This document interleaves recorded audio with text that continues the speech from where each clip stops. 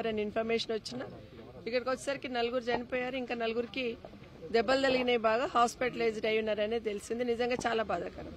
చనిపోయిన వాళ్ళ కుటుంబాలకి నిజంగానే సానుభూతి తెలియజేస్తూ వాళ్ళ కుటుంబాలను ఆదుకోవాల్సిన బాధ్యత ఖచ్చితంగా ప్రభుత్వం మీద ఉందని కోరుతా ఉన్నాను. ఎందుకంటే రోజు వాళ్ళ పొలాలలో పండించిన కూరగాయలను ఇక్కడ పెట్టుకొని వాళ్ళు ఎవ్రీడే ఇక్కడ షాప్ పెట్టుకొని చెట్ల కింద పెట్టుకొని అమ్ముకుంటూ ఉంటారు. అలాంటి వాళ్ళు ఈరోజు చనిపోయిన 4 కుటుంబాలకి ఈరోజు తీరని లోటు. వాళ్ళని ఖచ్చితంగా ప్రభుత్వం ఆదుకోవాలి. అదొక ఇష్యూ. అయితే నిన్ననే ఇక్కడే దామరగిద్ద దగ్గర ఒక యాక్సిడెంట్ అయింది. 2 వైఫ్ అండ్ హస్బెండ్ ఇదే యాక్సిడెంట్ లో చనిపోయారు. ఇప్పుడు వస్తూ ఉంటే చిట్టపల్లి గేట్ దగ్గర ఒక యాక్సిడెంట్ అయిందని చెప్తా ఉన్నారు. ఇప్పటికైనా ప్రభుత్వం, ఎందుకంటే ఇప్పటికే ఈ రోడ్డు నేషనల్ హైవే వాళ్ళు టేక్ ఓవర్ చేశారు. నేషనల్ హైవే చేయాలని గతంలో కేసీఆర్ గారు ప్రపోజల్ పెట్టిన తర్వాత 2 బిట్లే చేసి మన్నెగూడ నుండి రోడ్ కంప్లీట్ అయిపోయింది. అప్పటి నుండి మన్నెగూడ వరకు రోడ్ ని శాంక్షన్ 2001లో తీసుకోవడం జరిగింది. టెండర్ కూడా అయిపోయింది. ల్యాండ్ అక్విజిషన్ ప్రాసెస్ కూడా కంప్లీట్ కాదు డస్ట్ ల్యాండ్ అక్విజిషన్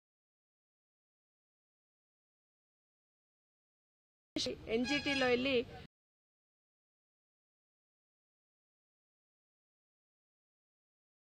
రావడం పెడితే మళ్ళీ అది విమర్శ అనుకుంటారని చెప్పేసి వెయిట్ చేస్తూ ఇంటర్నల్ గా మాట్లాడుతూనే ఉన్నాం. తొందరగా స్టార్ట్ చేయాలి, రోడ్డు తొందరగా స్టార్ట్ చేయాలని మాట్లాడుతున్న సందర్భంలో క్లోజ్ అయిపోయింది అనుకున్నప్పుడు రోడ్ స్టార్ట్ అయితే సంతోషం అనుకున్నాం. కానీ మళ్ళీ ఇప్పుడు ఎన్జిటీలో కేసు ఉంది, స్టే ఉంది అని చెప్తున్నారు. నా రిక్వెస్ట్ ఏంటంటే రాష్ట్ర ప్రభుత్వానికి నా విజ్ఞప్తి ఏంటంటే కనీసం ఎన్జిటీలో తొందరగా విజ్ఞప్తి చేస్తా ఉన్నాను. ఇన్ కేసు ఎన్జిటీలో వాళ్ళు తొందరగా క్లారిటీ ఇవ్వలేని పక్షంలో కనీసం ఎక్కడెక్కడైతే ఖాళీగా ఉందో దాన్నైనా రోడ్ వైండింగ్ చేసే ప్రయత్నం చేయాలి. రోడ్ స్టార్ట్ చేసినా కూడా మళ్ళీ కనీసం ఒక 2 సంవత్సరాలు పడుతుంది. కాబట్టి అప్పటి వరకు ఈ రోడ్లన్నీ కూడా సైడ్లకు మెడల్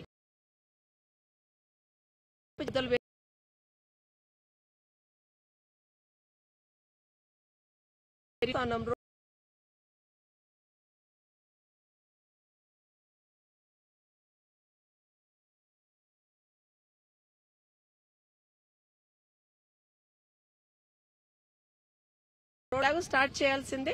బట్ రోడ్ స్టార్ట్ చేస్తున్నా కూడా కొన్ని బిట్స్లలో ఎక్కడైతే యాక్సిడెంట్ స్పాట్స్ ఉన్నాయో అవంతా కూడా రోడ్ కొంచెం మట్టిపోసి వైండింగ్ చేస్తేనే ఈ ప్రమాదాన్ని నివారించగలుగుతాం. దయచేసి చొరవ తీసుకోమని కోరుతా ఉన్నాను. పోలీస్ డిపార్ట్మెంట్ సంబంధించిన వాళ్ళు కూడా ఎక్కడైతే యాక్సిడెంట్ స్పాట్స్ ఉన్నాయో అక్కడ ఇక్కడున్న నేషనల్ హైవే అథారిటీస్ తో కోఆర్డినేట్ చేసుకుని ఆ రోడ్స్ కొంత మట్టితోనే వైండింగ్ చేయండి.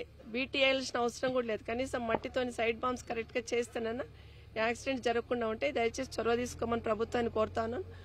విమర్శ చేయట్లేదు, ప్రజల ఇబ్బందిని గమనించి ఇమీడియట్ గా స్టార్ట్ చేయమని చెప్తున్నాను. నిజంగానే విమర్శ చేయాలనుకుంటే ముఖ్యమంత్రి గారు రోజు కొడంగల్ పోతే ఇదే రోడ్డు మీద పోతాడు కదా, వితిన్ 1 month లో స్టార్ట్ అవుతుంది రోడ్ అనుకున్నాం మేము. కానీ 1 year అవుతుంది. కనీసం ఇప్పుడు 1 year కూడా మేము అడగకపోతే ప్రతిపక్షంగా మా బాధ్యత మేము విస్మరించినట్టు అవుతుందని 2 days నుండి అనుకుంటున్నాం. అసలు ఈ ప్రమాదం జరుగుతుంది అనుకోలేదు. 3 days నుండి ఖచ్చితంగా కలెక్టర్ గారిని, జిల్లా కలెక్టర్ గారినో లేకపోతే జిల్లాకు సంబంధించిన నాయకులనో ఎవరినో ఒకరిని అడగాలి, ఇమీడియట్ గా స్టార్ట్ చేయమని అనుకుంటున్న సందర్భంలో ఈ 2-3 సంఘటనలు అయితే నిజంగా చాలా బాధాకరం. ఇంకా మళ్లీ జరగకుండా ఉండాలంటే దయచేసి ప్రభుత్వం ఇమీడియట్ గా ప్రోయాక్టివ్ గా డిపార్ట్మెంట్, పోలీస్ డిపార్ట్మెంట్ గానీ వాళ్ళు కానీ ప్రోయాక్టివ్ గా ఉండాలని విజ్ఞప్తి చేస్తున్నారు. మీరు అన్నట్టుగా ఇది ఘోర ప్రమాదం కాబట్టి నిత్యం ఈ రూట్ లో ప్రమాదాలు కామనే. వన్స్ మొయినాబాద్ నుంచి వికారాబాద్ వరకు వెళ్లే రోడ్లో ఏళ్ల తరబడి ఇలాగే ఉండిపోతుంది రోడ్డు. మీరు ఇందాక అన్నట్టుగా ఎన్జిటి ప్రతిసారి ఏవో ఒకటి అభ్యంతరాలు రావడమే, కానీ ప్రమాదాలు మాత్రం. నేను గతంలో ఈ ప్రాంతంలో 2009 వరకు ఉన్నప్పుడు టిప్పుకాన్ బ్రిడ్జ్ ఒకటే ఉండింది. మళ్ళీ సైడ్కి ఇంకొక బ్రిడ్జ్ చేసుకున్నాం. అక్కడ రోడ్ చిన్నగా ఉంటే కూడా డబల్ లైన్ చేసుకున్నాం. అక్కడ కూడా చెట్లు ఉండే అప్పుడు కూడా పర్మిషన్ తీసుకుని ఇలాగే పెద్ద పెద్ద చెట్లు పర్మిషన్ తీసుకొని షిఫ్ట్ చేసి ఉన్నాం.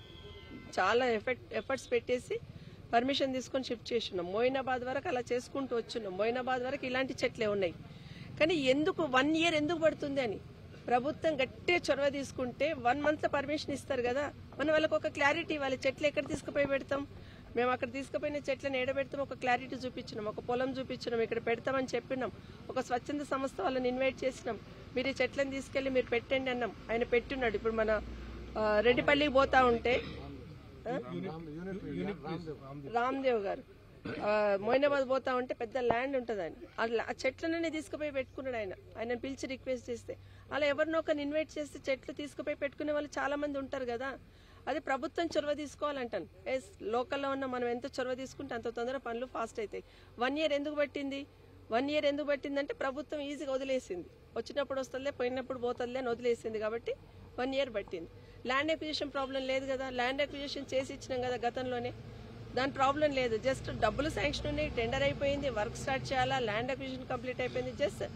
జస్ట్ ఎన్జిటీలో మాత్రమే క్లియర్ చేసుకోవాల్సిన అవసరం ఉంది. దానికి ప్రత్యేకమైన శ్రద్ధ పెట్టి క్లియర్ చేయించి వర్క్ స్టార్ట్ చేయమని ప్రభుత్వాన్ని కోరుతా ఉన్నాను. బిఫోర్ దట్ మళ్ళీ స్టార్ట్ అయింది కాబట్టి ఇదంతా వదిలేస్తామంటే కాదు, ఇదంతా కూడా సైడ్ రోడ్ వర్క్ అవుతున్నా కూడా సైడ్ బాంబ్స్ చేయాల్సిందే, పక్కనున్న గడ్డి అంతా తీసేయాల్సిందే.